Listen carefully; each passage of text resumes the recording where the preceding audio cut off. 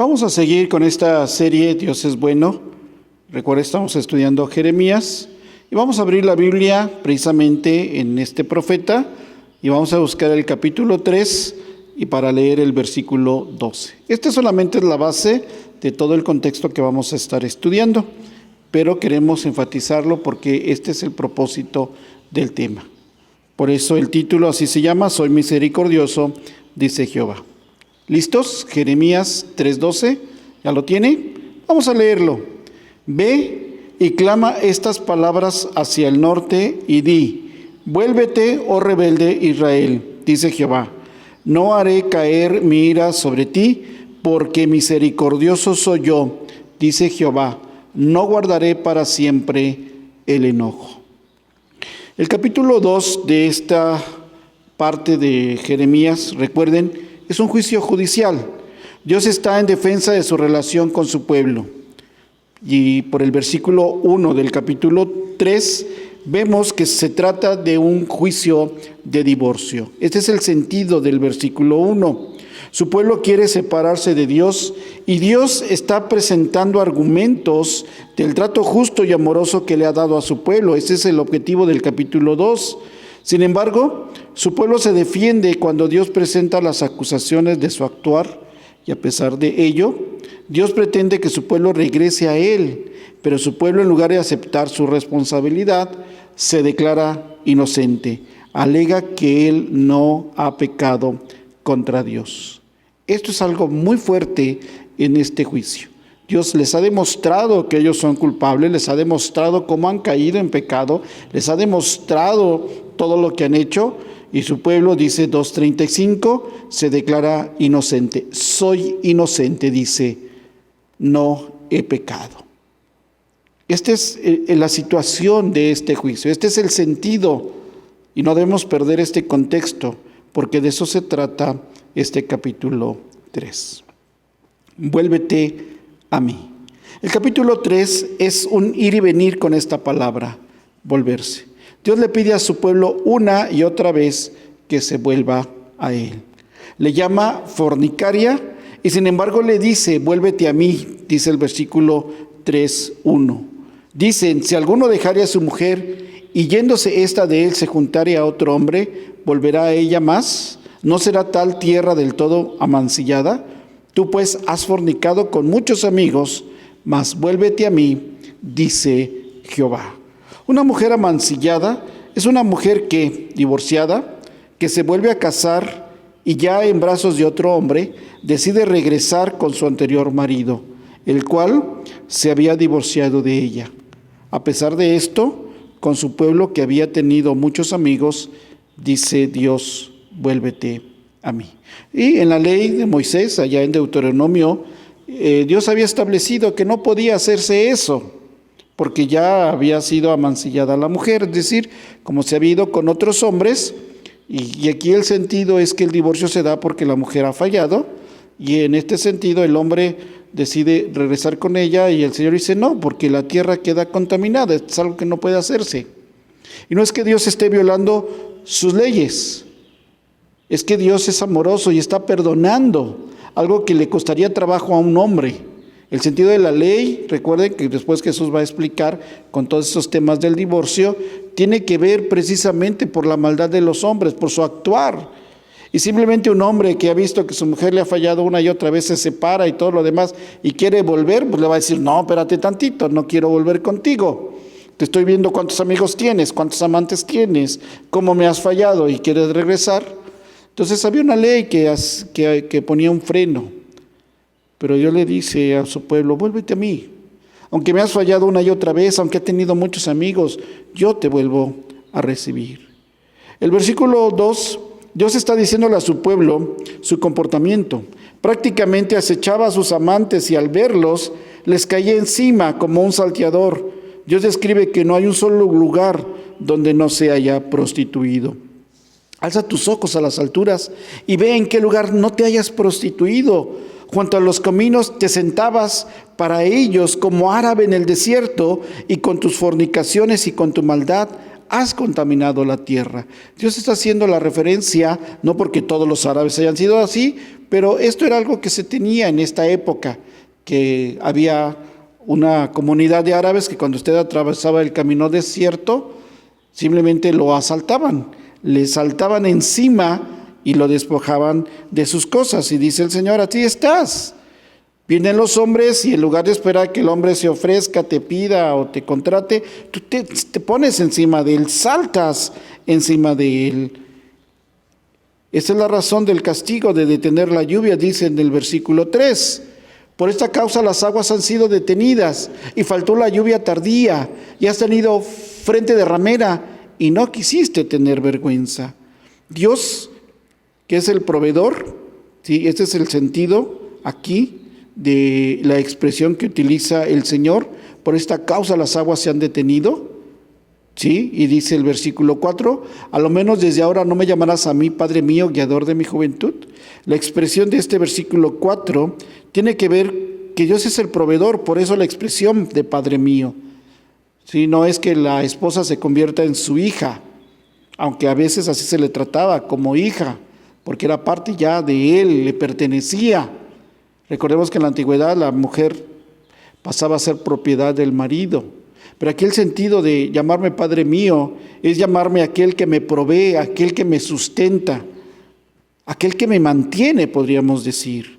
Y la frase guiador de su juventud es una frase para decir, ese es el marido que me eligieron o el marido que yo elegí. Es el que me va a guiar desde mi juventud, ese es mi marido. Y a pesar de todo esto, ¿sí?, dice el Señor que ha sido desechado porque lo han cambiado por el palo y por la piedra. Dios está ahí para ayudar, Dios está ahí para rescatar a su pueblo, a pesar de que su pueblo lo ha cambiado por el palo y por la piedra. El descaro del pueblo lo vemos en el versículo 5. ¿Guardará su enojo para siempre? ¿Eternamente lo guardará? He aquí que has hablado y hecho cuantas maldades pudiste. El versículo 5 es una expresión donde dicen, es que Dios ya no castiga tan fuerte. No hay problema que sigamos adorando a otros dioses.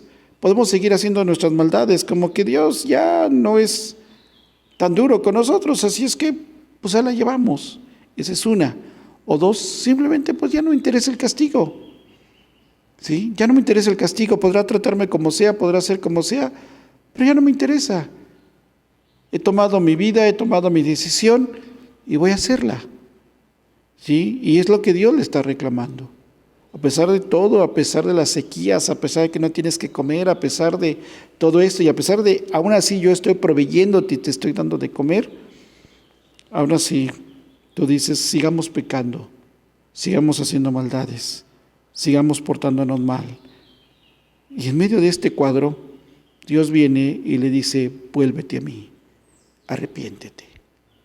¿Sí? A pesar de tus condiciones, a pesar de todo lo que has hecho, a pesar de que piensas que yo ya no voy a actuar contra ti, arrepiéntete.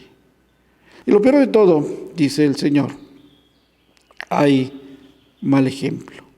Dice el versículo 6, me dijo Jehová en días del rey Josías, ¿has visto lo que ha hecho la rebelde Israel?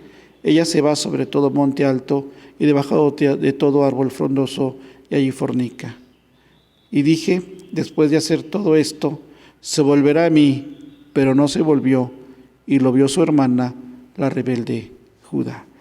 Es decir, Israel, el pueblo del norte, el reino del norte, no solamente se había portado mal delante de Dios, sino dice en estos dos versículos, ahora era el mal ejemplo para su hermana.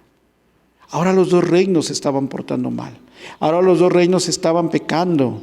Y dice Dios, porque tú no te estás arrepintiendo y porque tu hermana está viendo que no te estoy castigando, que no estoy actuando contra ti, que estoy buscando perdonarte, que te arrepientas. Y esto ha provocado que tu hermana siga tus pasos. Y el Señor va describiendo que su hermana vio que Dios le dio carta de repudio y su hermana no se midió y se rebeló aún más, dice el versículo 8. Ella vio que por haber fornicado la rebelde Israel, yo le había despedido, le había dado carta de repudio pero no tuvo temor la rebelde Judá, su hermana, sino que también fue ella y fornicó. Es decir, viendo los castigos, viendo que le di la espalda a Israel, viendo que detuve el cielo de que no lloviera, viendo todo esto, dice en el hebreo, Judá fue traidora y desleal. Ese es el sentido de la expresión. Su hermana también fue y fornicó, fue desleal, fue traidora. Es decir, Israel no solamente ha hecho lo malo, sino está sirviendo de mal ejemplo para que su hermana también lo siga. Tanto Israel como Judá, ese es el sentido del versículo 9 que se le aplica a ambos, es considerado o están considerando que Dios está actuando de una manera muy liviana, ¿sí? Dice, y sucedió que por juzgar ella cosas livianas su fornicación, la tierra fue contaminada y adulteró con la piedra y con el leño. Sí, que considero que esto es algo liviano y lo que está haciendo parece que no hay tanto problema. Así es que vamos a seguir pecando, vamos a seguir adulterando, vámonos con la piedra y con el leño. Pero esto es algo que hicieron los dos, tanto Israel como Judá, y Dios está señalando este pecado. Por eso Dios declara que ha resultado justa la rebelde Israel en comparación con la desleal de Judá. Con todo esto, dice el versículo 10, su hermana la rebelde Judá no se volvió a mí de todo corazón, sino fingidamente, dice Jehová. Y me dijo Jehová, ha resultado justa la rebelde Israel en comparación con la desleal Judá. Cuando leí esta frase, ha resultado justa la rebelde Israel, me acordé de una frase que mi abuelita me decía, tú eres una blanca paloma comparado con... No sé si usted recordará esa frase. Se nos portábamos tan mal, pero cuando alguien llegaba y se portaba más mal que uno, así nos decían, es que tú eres una blanca paloma comparado con... Imagínense cómo estará ese con, cómo estará la otra persona si de por sí nosotros sabemos que nos hemos portado mal, sabemos que somos muy rebeldes, sabemos cómo somos y en la comparación resulta que somos blancas palomas. Y es lo que Dios le está diciendo a Israel. Viendo ya la situación de tu hermana, a la que tú contaminaste, a la que tú le hiciste de mal ejemplo, me doy cuenta que de plano ella resultó ser una blanca paloma comparada con Judá. Y es que la verdad, dice el Señor, tu hermana se volvió a mí de un corazón fingido. Esto lo hace ser peor que tú, porque aparenta que sí, estoy arrepentido, pero la verdad su conducta no es así. Y esto es algo que nos tiene que hacer pensar. ¿Cuántas veces nosotros somos así? Sí, Señor, de verdad me arrepiento, lo volvemos a hacer. Señor, perdóname, lo vuelvo a hacer. Señor, te fallé, lo vuelvo a hacer. Señor, otra vez caí, pero vuelvo a caer. Y sigo, y sigo, y sigo. Y a veces es lamentable esta actitud que estamos tomando, porque hay un arrepentimiento, pero es fingido. No es un arrepentimiento del corazón. Y entonces nada más mostramos esta maldad que hay en nosotros, como dice el apóstol Pablo, porque muchas veces quiero hacer lo bueno y no puedo, sino lo malo que está en mí, porque esa es mi naturaleza.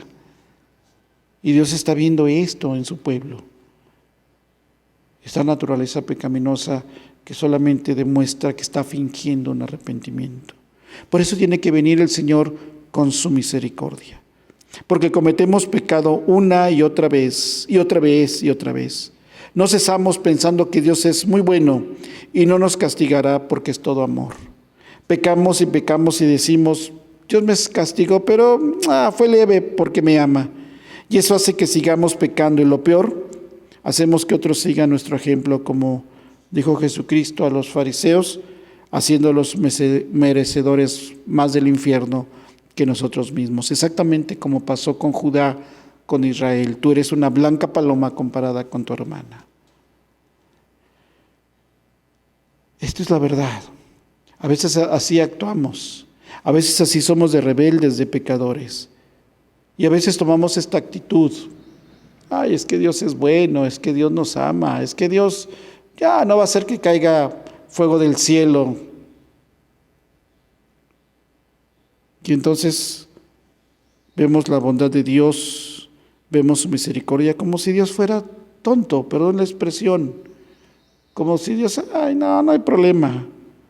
Dios no guarda rencor, es lo que dice el texto, no guarda rencor por nuestros pecados. Entonces, ¿qué nos preocupamos? Pero la verdad, Dios quiere que nos arrepintamos, que nos volvamos a Él. Como dijimos, Dios no es tonto. Su misericordia no significa que no se enoja. Al contrario, la Escritura dice que Él es lento para la ira y grande en misericordia. Jamás dice la Escritura que Dios no expresa su ira, su enojo, que Dios no expresa venganza contra el hombre y la mujer pecadora, sino dice que es lento, porque Él es grande en misericordia. Es por eso que el trabajo profético fue una advertencia para su pueblo, para que se arrepintiera. Este siempre fue el propósito de Dios: arrepiéntanse, arrepiéntanse, arrepiéntanse, vuélvanse a mí. Esto es una acción de misericordia. Esto muestra la bondad de Dios, que Dios no quiere castigar a su pueblo, que Dios no quiere hacer que caiga su ira. Él quiere que su pueblo se arrepienta y se vuelva a Él. Esta es la clave de la obra de Dios. Es así su misericordia. Viene una y otra vez, de una o de otra forma. Y el Señor siempre está ahí para decirnos: arrepiéntete, vuélvete a mí. Fíjense bien cómo lo va expresando. El versículo 13 dice: reconoce pues tu maldad. El de volverte a mí y el arrepentirte es dar un paso agigantado y decir: sí he pecado contra ti, Señor. Sí me arrepiento. Reconozco que soy un pecador delante de ti. Esto es algo que a veces hacemos, como pasa con Judá, pero lo hacemos de manera fingida, no lo hacemos de corazón. Y tenemos que aprender a reconocer que le hemos fallado. A veces solitos nos justificamos, nos autoperdonamos. A veces me pongo a pensar, yo trabajé por varios años con alcohólicos y sí es cierto, como ellos mismos dicen, el grave problema de un alcohólico es que no reconoce que es alcohólico, aunque seguido esté tirado en el piso, aunque seguido la familia vaya por él, aunque seguido gaste todos sus recursos. Él dice: es que no soy alcohólico, cuando quiera lo dejo. Pero la verdad es que no lo deja. Sí, hay algunos que logran detenerse un poquito porque se juramentan, van y prometen. Pero la verdad termina el juramento o están esperando a que termine y algunos no lo terminan. Y el que lo logran terminar, ¿para qué es? Para volver a lo mismo. Porque no hay un reconocimiento de que somos pecadores, de que le hemos fallado a Dios. Como yo les decía, no hay un reconocimiento en el alcohólico de decir: soy alcohólico. Y esta es la clave. Mientras el alcohólico no reconozca que es alcohólico, no se le puede ayudar. Y es exactamente lo que Dios le está diciendo a su pueblo. Mientras no reconozcan su maldad y su pecado, no hay manera. ¿Sí? No hay manera. El pueblo, sus hijos, tenemos que venir y reconocer: Señor, te hemos fallado. Señor, hemos pecado contra ti. Señor, nuestra maldad está delante de ti, porque te hemos fallado y lo reconocemos. Y dice el versículo 14 en acción: convertíos, hijos rebeldes. Dios sigue tratando a su pueblo como un padre, como ya vimos, porque Él es el proveedor de su pueblo. Él es el que está al pendiente de sus necesidades, a pesar de su castigo de retener la lluvia, de hacer que no llueva, y por lo tanto de que no haya cosecha, no haya alimento, no haya animales. Si todo se detiene cuando la lluvia no cae. Y a pesar de todo eso, Dios dice: yo estoy aquí como tu Padre, es decir, como aquel que te provee, que te sostiene en medio de tus necesidades. Tienen que convertirse, es decir, tiene que haber ese cambio de vida, como el esposo que perdona a la esposa y la restaura. Este es el sentido de la expresión de este versículo 14: convertíos, hijos rebeldes, dice Jehová, porque yo soy vuestro esposo. El sentido de ser el esposo, ese es el sentido de ser dueño. Como ya les expliqué al principio, la costumbre en esta época es que la mujer pasaba a ser propiedad del marido. Pero aquí, sí, y esta era la idea, que la mujer era feliz dependiendo del marido que le tocara. Porque si era un buen dueño, si era un buen esposo, la mujer iba a ser feliz. porque no le iba a faltar nada, porque lo iba a tener todo. Iba a tener sustento, iba a tener abrigo, iba a tener techo. Iba a tener un hombre que la amara, que la protegiera, que la cuidara. Entonces, dependiendo de este marido, y Dios le está diciendo, yo soy tu esposo en ese sentido.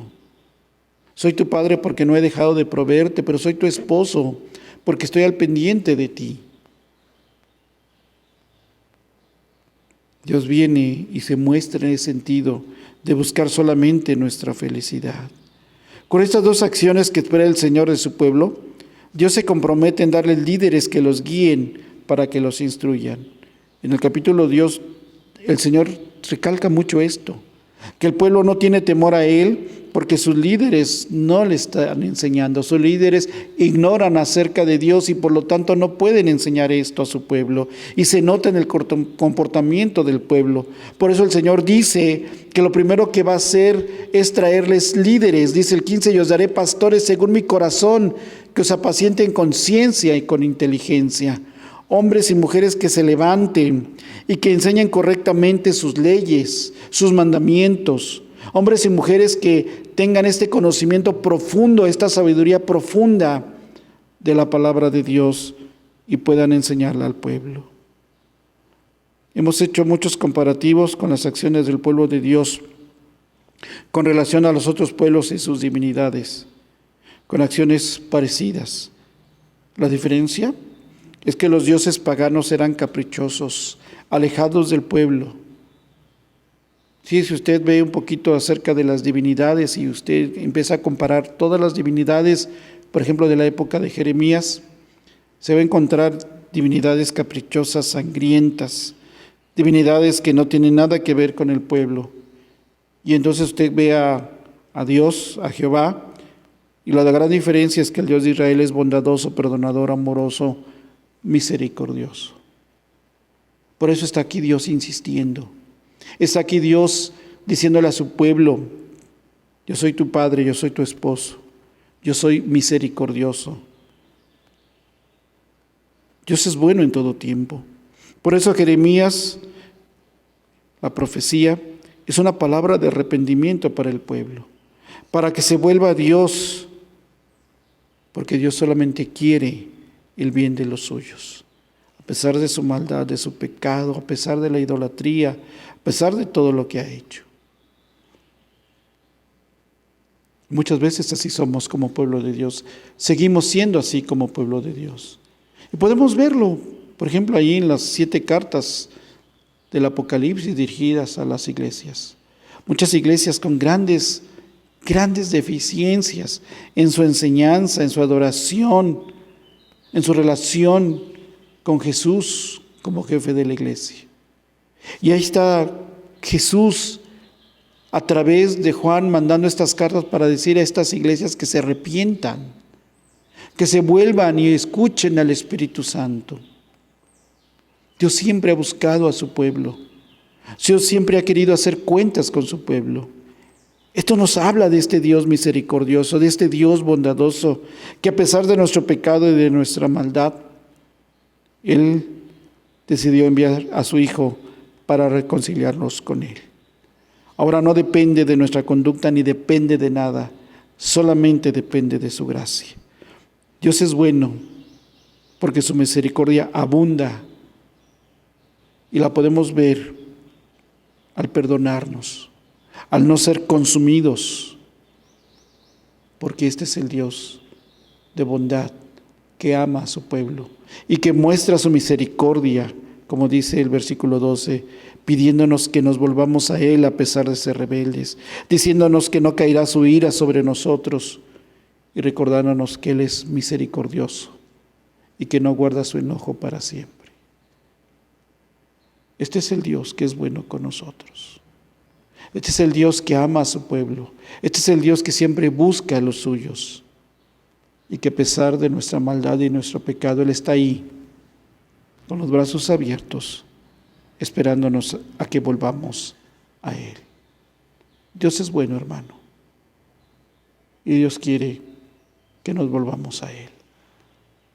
Sin fingimientos, sin falsedades. Como dice Jeremías, reconociendo nuestra maldad y convirtiéndonos a Él, volviéndonos a su palabra, buscando el verdadero conocimiento en ella, para que sepamos qué pide Dios de nosotros y actuemos conforme a su palabra y a sus mandamientos. Dios es bueno, Dios es misericordioso. Hermano, que el Señor le bendiga.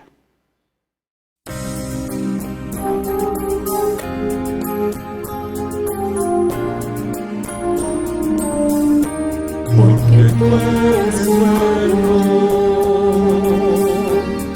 porque para siempre tu misericordia es. Cada mañana al despertar sé que en ti puedo confiar, me sostienes por tu gran fidelidad.